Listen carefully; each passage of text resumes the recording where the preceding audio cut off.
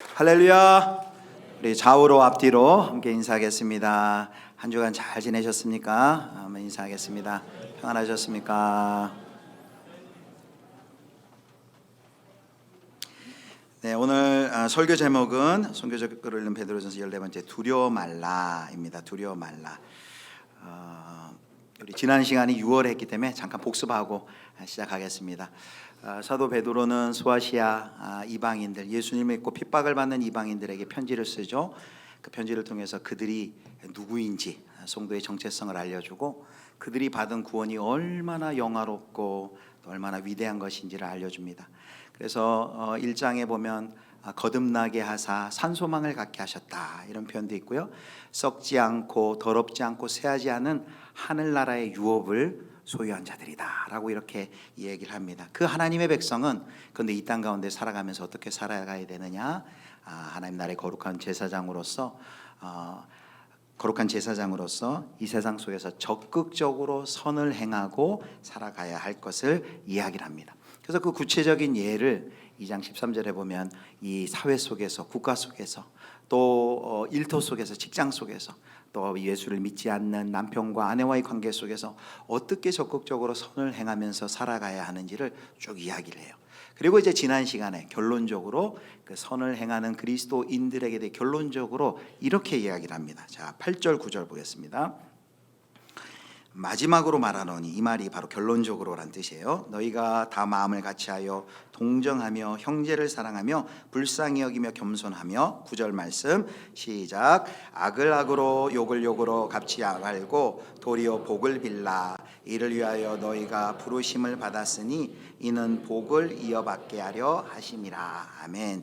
이게 9절에 그들에게 뭐라고 얘기했냐면, 그 악을, 고난을 받지만 그 악을 악으로 갚아서는 안 되고 욕을 욕으로 갚아서도 안 되고 복수하고 보복하지 말고 오히려 그들을 위해서 축복해줘라, 복을 빌어주라 라고 이야기를 합니다. 그리고 여기 놀라운 말씀이 뒤에 9절에 이어지는데요, 너희가 이 일을 위하여 부르심을 받았다 그랬습니다. 그래서 어떤 성경신학자는 여기 뜻밖의 부르심이라 그랬어요. 우리가 하나님이 우리를 부르셨다고 했을 때는 우리를 통해 뭔가 위대한 놀라운 역사, 이런 걸 하실 줄 알았는데, 세상 속에서 악을 악으로 선을 선으로, 악을 악으로 갚지 않고 욕을 욕으로 갚지 않는 그 자리로 우리를 부르셨다라는 것이죠. 그리고 또 9절 마지막에 보면 이는 복을 이어받게 하려 하심이라 그랬습니다. 우리는 고난은 복이 아니다라고 생각했는데 사도 베드로는 이렇게 얘기하는 거예요. 진짜 복을 이어받는 길이 바로 이것이다 라고 이야기를 하는 겁니다. 진짜 복을 이어받는 길이 어떤 부당함과 억울함 속에서도 하나님 생각하며 악을 악으로 갚지 않고 욕을 욕으로 갚지 않는 것, 복을 빌어주는 것이다. 그래서 제가 이걸 6월 18일에 설교하고 방글라데시 갔는데 거기 우리 성도들이 이러한 삶을 살더라고요. 악을 악으로 갚지 않고 선을, 욕을 욕으로 갚지 않고 그들을 오히려 압제하는 이들을 위해서 기도하는 그런 삶. 자, 이제 오늘은 3장 13절부터 17절인데 오늘 요 내용은 13절 17절 두 번 할 겁니다. 오늘 먼저 한 번 하고 이제 다음에 다시 한 번 또 할 건데, 3장 13절부터 17절은 특별히 성도가 고난을 당하는데, 선을 행하면서 고난을 당하는 게 도대체 세상 사람들에게 그것이 어떤 의미가 있는지, 왜 성도가 이 고난을 당하면서도 선을 행해야 되는지 그 의미에 대해서 이제 설명을 합니다. 세상과 소통하기 위해서 그다음에 성도가 어떤 자세와 태도가 되어 있는지 이제 오늘 살펴보도록 하겠습니다. 자, 먼저 오늘 13절에 보면 이렇게 시작합니다. 13절 우리 같이 읽겠습니다. 또 너희가 열심으로 선을 행하면 누가 너희를 행하리요. 너희가 열심으로 선을 행하면 누가 너희를 헤아리요 그랬습니다. 여기 열심으로 선을 행하면 이 뜻이 뭐냐면 선한 일에 열심을 내는 사람들이란 뜻이 있어요. 그 당시에 열심당이 있어요. 헬라 말로 젤롯이라고, 젤롯당이라고 하는데, 근데 그 사람들은 어떤 열심을 냈냐면 로마의 그 정치적인 또 종교적인 압박에 대해서 무력으로 한 거를 주도했던 사람들이 바로 열심당원이었어요.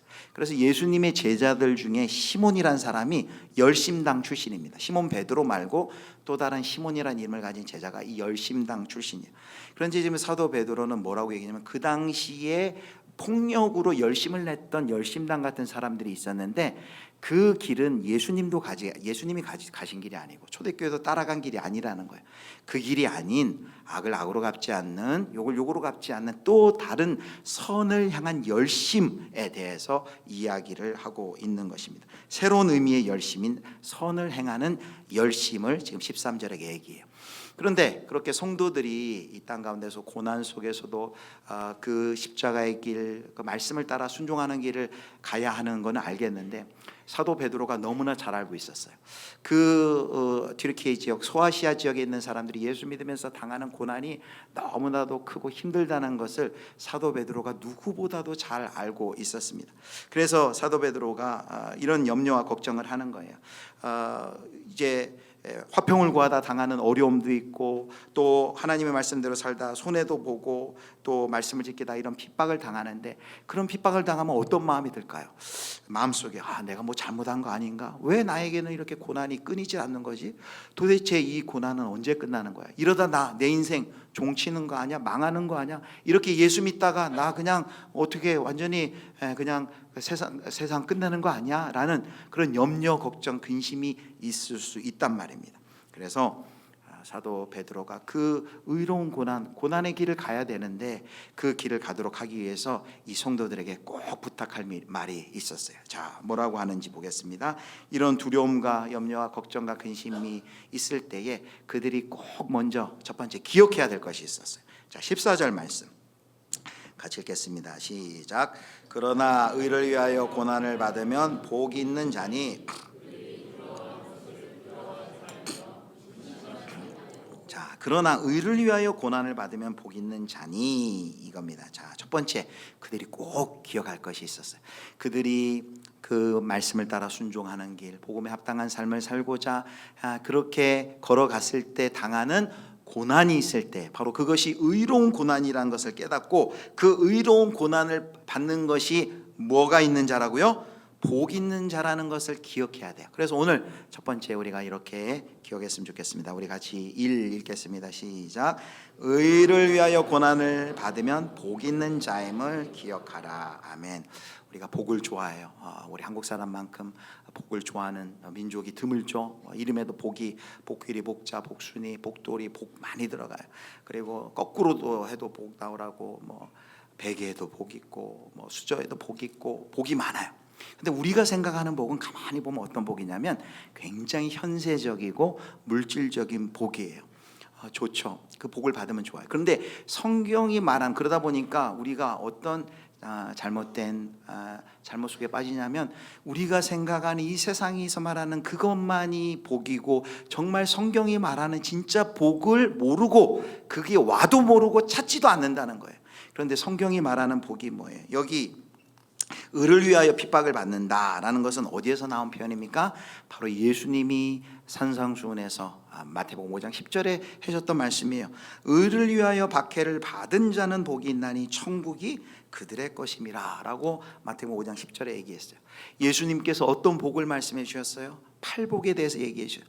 복의 핵심이에요. 그 팔복에는 어떻게 시작합니까? 심령이 가난한 자는 복이 있나니 천국이 그들의 것이며 라고 말합니다. 예수님이 말하는 복이 뭐예요? 여러분, 우리가 생각하는 복과 예수님이 생각하는 복을 이 시간 잠깐 생각해 봐요. 예수님이 말씀하신 복이 뭐예요?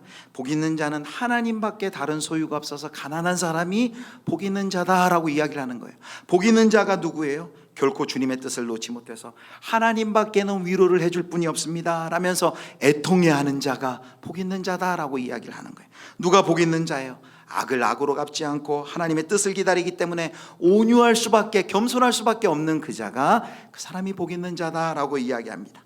누가 복 있는 자라고 말합니까? 악을 복수하는 것보다 의가 가득 차고 편만하기를 기다리면서 의가 의에 줄이고 목마른 사람이 복 있는 사람이다 라고 이야기를 해요.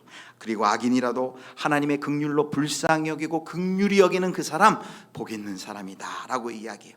마음이 청결하기 때문에, 악 때문에 그 악을 갚으려는 복수심으로 마음이 흐려지지 않는 마음이 청결한 사람, 그 사람 복 있는 자다라고 이야기합니다. 그리고 자신을 들여 결국 그 평화를 이루기 위하여 애쓰는 사람, 평화의 사람, 복 있는 자다라고 얘기해요. 그리고 오늘 마지막으로 방금 이야기한 것처럼 바로 의를 위하여 핍박을 받은 자, 거짓으로 그를 거슬러 모든 악한 말을 할 때도 하늘에 이미 예비된 간직된 썩지 않고 더럽지 않고 쇠하지 않은 그 영원한 기업을 바라보고 산소망을 가지고 사는 그 사람 복 있는 자다라고 이야기합니다.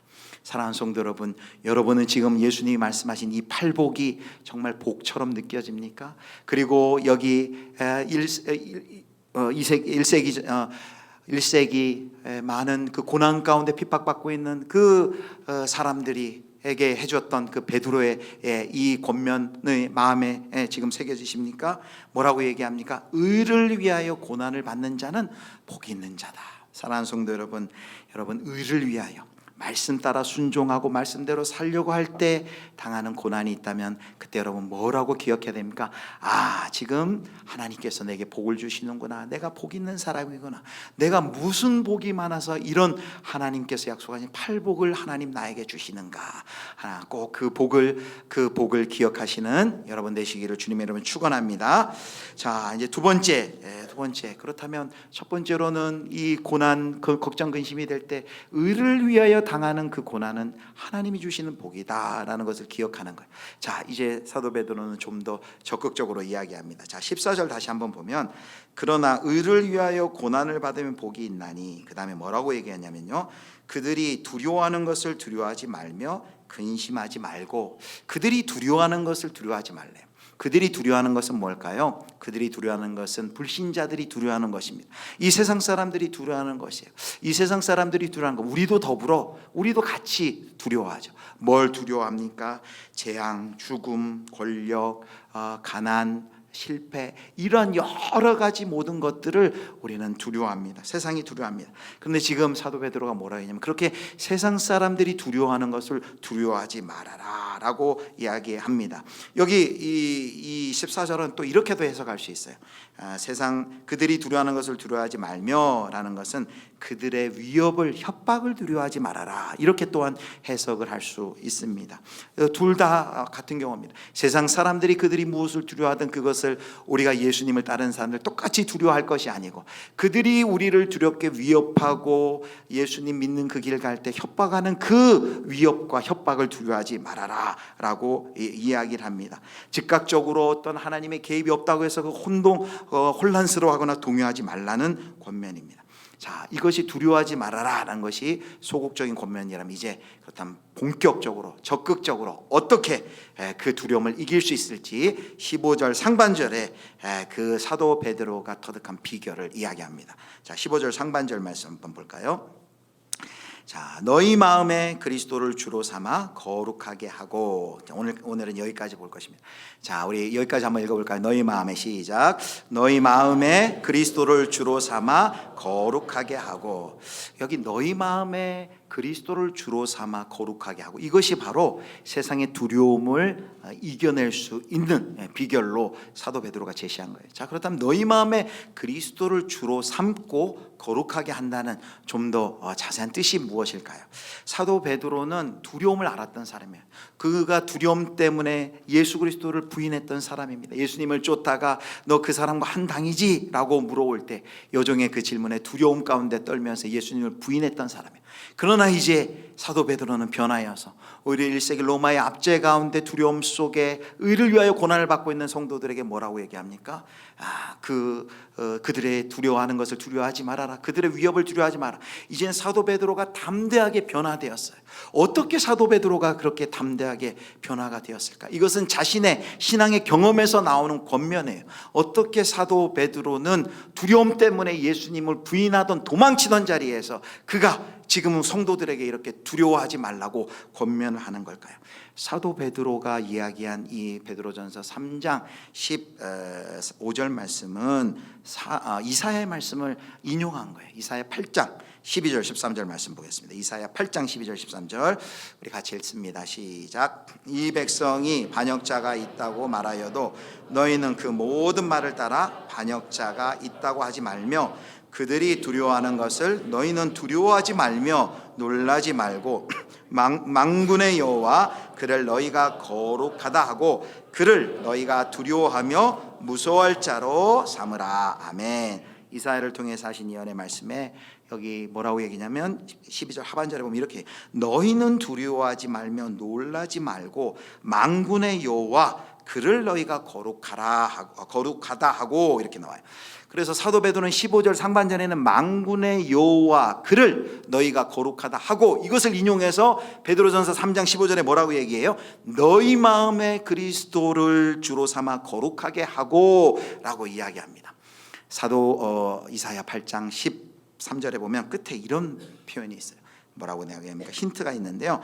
여기 뭐라고 되냐면 만군의 여호와 그를 너희가 거룩하다 하고 그러면 그 뒤에 뭐라고 얘기합니까?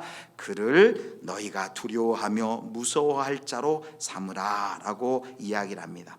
그 당시 이사야 시대 아수르를 두려워하고 세상을 두려워하는 것이 아니라 여기 정말 두려워할 한 분 여호와 하나님을 두려워하라라는 그 이사야서 8장의 이야기를 지금 베드로는 가져와서 이야기를 하고 있는 것입니다. 자, 그렇다면 너희 마음에 그리스도를 주로 삼아 거룩하게 하고라는 것은 어떤 의미입니까? 이것은 또 다른 두려움에 대해 이야기하는 거예요. 공포를 얘기하는 것이 아니라 정말 우리 인생이 마땅히 두려워해야 할 그 하나님을 경외하라. 거룩한 두려움을 가져라. 그 하나님을 경외하고 그 하나님을 두려워할 때 세상을 두려워하지 않을 수 있다라고 이야기를 하는 것입니다.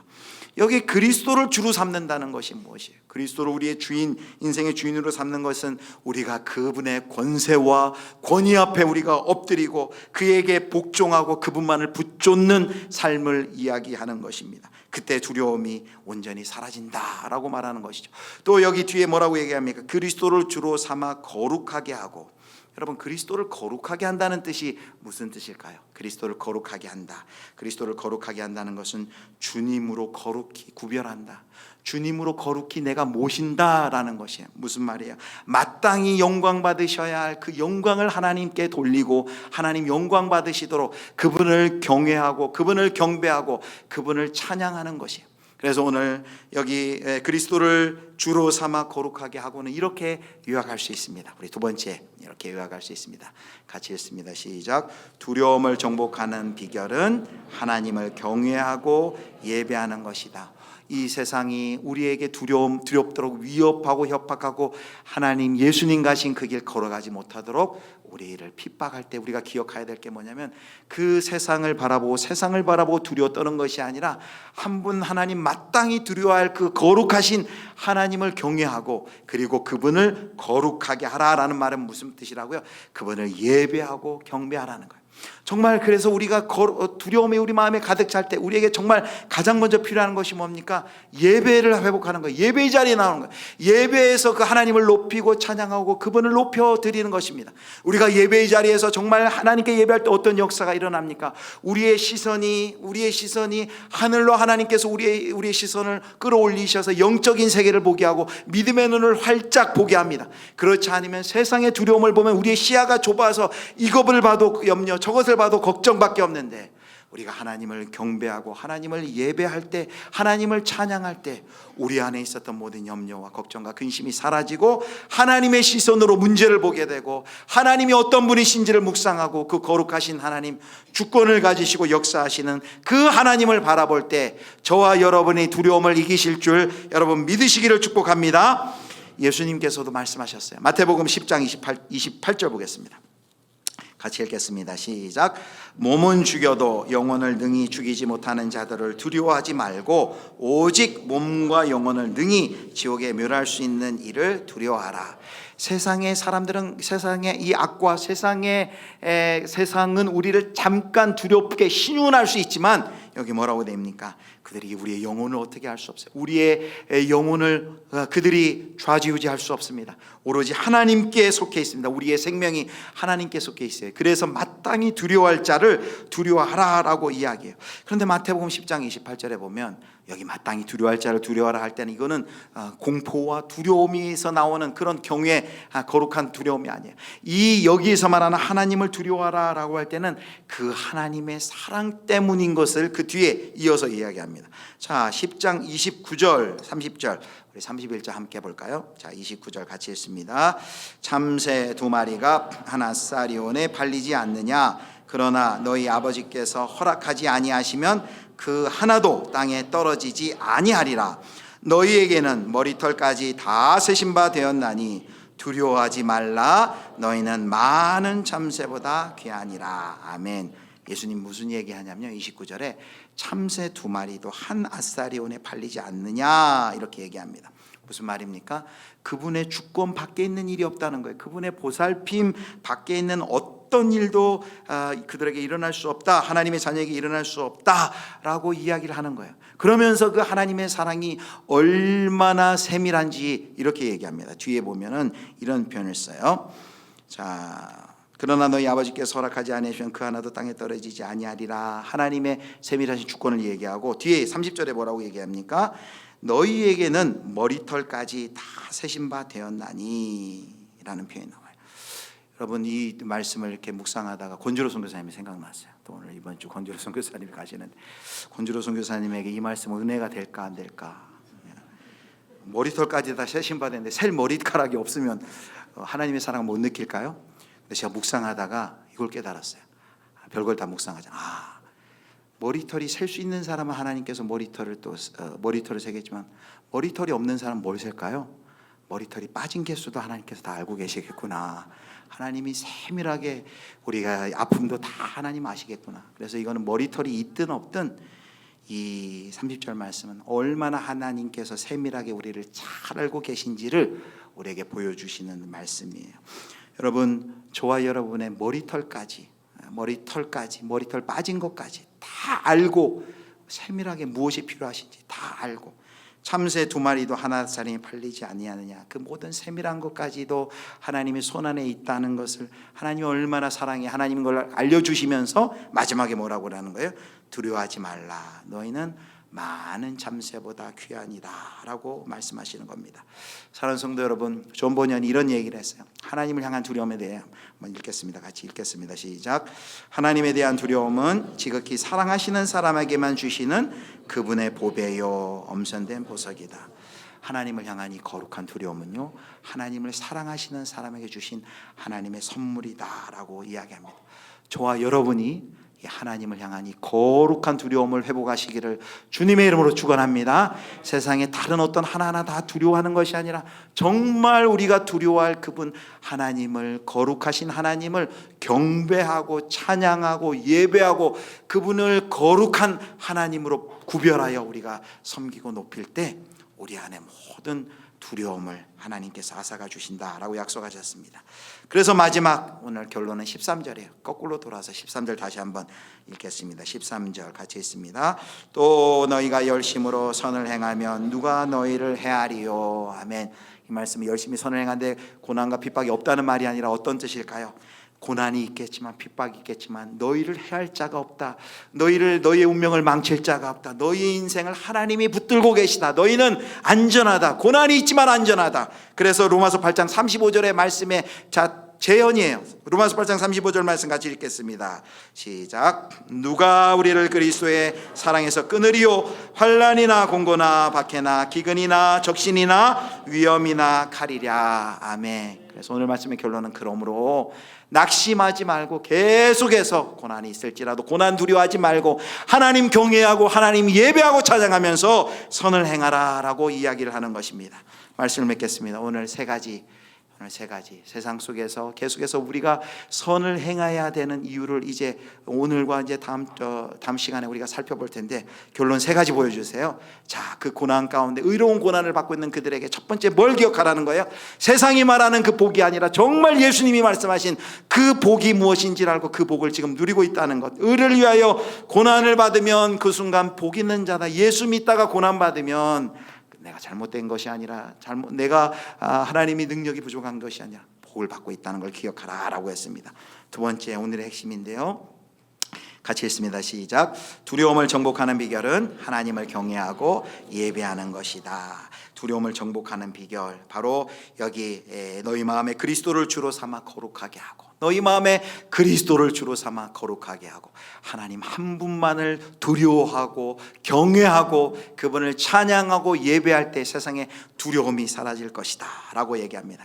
그러므로 결론적으로 낙심하지 말고 그 길을 계속해서 가라. 내가 너 함께한다, 도와준다, 이끌어주고 있다. 두려워 말고 그 길 가라 라고 우리에게 권면하십니다. 저와 여러분이 또 이제 새롭게 또 새로운 이제 선교사에게 3기 사역을 시작하시는 우리 권주로 김유비 선교사님, 두려워 말고 하나님이 우리와 함께 하심을 굳게 믿고 하나님을 경외하고 찬양하며 이 믿음의 길을 끝까지 걸어가시는 우리 모두가 될 수 있기를 주님의 이름으로 축원합니다.